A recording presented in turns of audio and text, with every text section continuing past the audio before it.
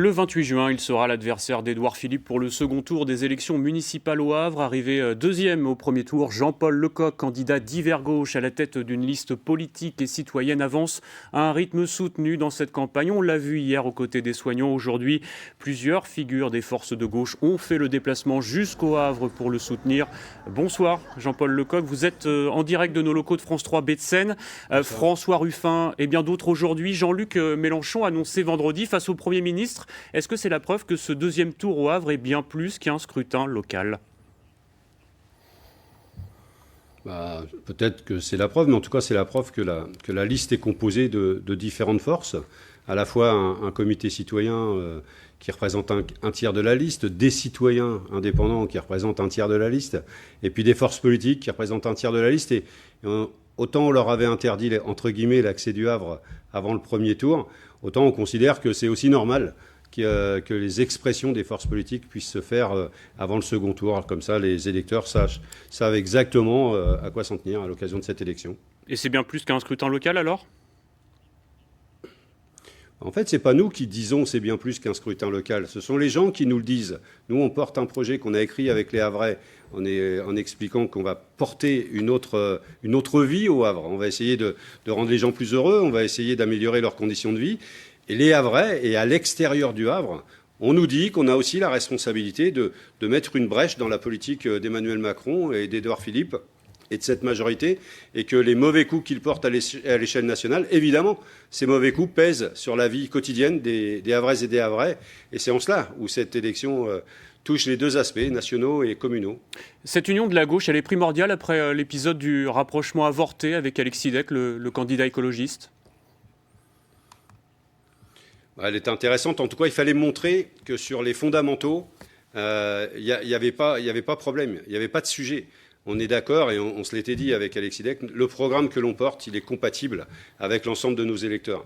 Et donc, il y a eu des problèmes techniques, peut-être politiques, je ne sais pas, mais pas politiques de fond, puisque justement les leaders nationaux sont venus rappeler qu'il y avait sur l'essentiel l'accord sur ce projet. Mais sans cette alliance avec les écologistes, est-ce que ce sera plus compliqué de battre Édouard Philippe ?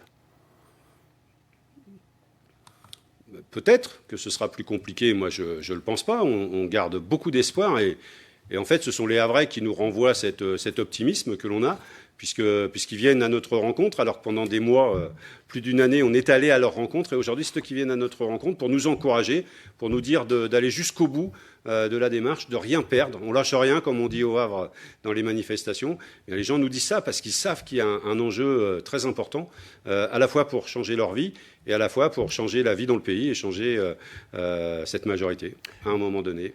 Mais c'est bien que les responsables, les députés écologistes soient venus expliquer pourquoi ils soutenaient cette démarche citoyenne extraordinaire. Enfin, il y a eu des mots dans la conférence de presse qui a été faite sur le rôle des citoyens dans cette liste et dans ces campagnes, que chacun a bien compris. Ça a été dur au début, les gens regardaient les citoyens avec perplexité, en se demandant si c'était des vrais citoyens, imaginez. Et aujourd'hui, ils voient bien que les citoyens prennent toute la place et que les forces politiques au Havre, celles qui se sont rassemblées, ont accepté l'idée d'encadrer et d'être aux côtés des citoyens, mais pas d'être omniprésent et de prendre toute la place. C'était ça aussi les difficultés des discussions qu'on a eues. Jean-Paul Lecoq, 6 Havrais sur 10 ne se sont pas déplacés dans les bureaux de vote le 15 mars. C'est la clé pour ce second tour ? Exactement. On est dans tous les quartiers populaires, là où ça n'a pas trop voté. Vous dites 6 Havrais sur 10, ça c'est la moyenne sur le Havre. Il y a des quartiers où on a 2 Havrais sur 10 qui se sont déplacés pour voter. Et donc, ce sont les quartiers qui nous disent on se sent abandonné, on a une municipalité qui ne s'occupe pas de nous, qui ne finance pas nos associations, etc.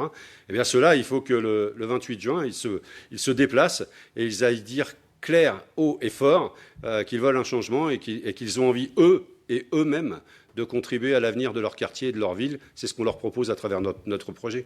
Le message est passé. Merci Jean-Paul Lecoq d'avoir répondu à nos questions. J'ajoute que vous débattrez avec Édouard Philippe lundi prochain sur notre antenne à partir de 18h.